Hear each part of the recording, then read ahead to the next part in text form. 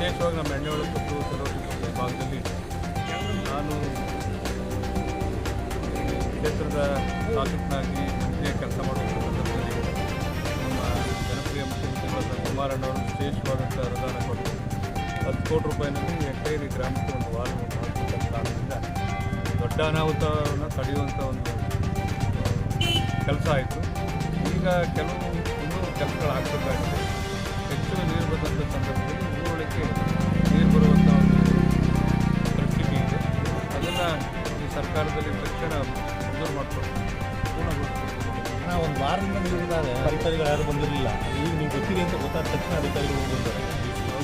ನಿನ್ನೆ ನಾನು ಜಿಲ್ಲಾಧಿಕಾರಿಗಳು ಮಾತಾಡಿದೆ. ಇವತ್ತು ಸಮರ್ಪಕವಾಗಿ ಇಂಥ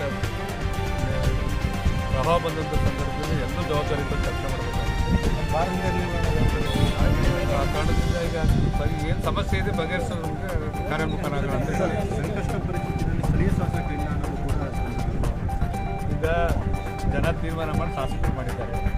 ಈಗ ಅದ್ರ ಬಗ್ಗೆ ವಿಶ್ಲೇಷಣೆ ಮಾಡೋದಕ್ಕಿಂತ ಈ ಕೆಲಸ ಏನಾಗಬೇಕು ಅಂತ ಮಾಡ್ತಕ್ಕಂಥದ್ದು ನಮ್ಮೆಲ್ಲರ ಜವಾಬ್ದಾರಿ ಆಗಿದೆ. ನಮ್ಮ ಯುವ ನಾಯಕರಾದಂಥ ನಿಖಿಲ್ ಕುಮಾರಸ್ವಾಮಿಯವರು ಆಗಮಿಸಿದ್ದಾರೆ. ನಮ್ಮ ಶಾಸಕಾಂಗ ಪಕ್ಷದ ನಾಯಕರಾದಂಥ ಸುರೇಶ್ ಬಾಬಣ್ಣ ಬಂದಿದ್ದಾರೆ. ನಮ್ಮ ಏಕೈಕ ನಮ್ಮ ಶಾಸಕರಾದಂಥ ಕೆಆರ್ಪೇಟೆ ಜನಪ್ರಿಯ ಶಾಸಕ ಮಂಜಣ್ಣವರು ಆಗಮಿಸಿದ್ದಾರೆ. ನಮ್ಮೆಲ್ಲ ಮುಖಂಡರುಗಳಿದ್ದೀವಿ.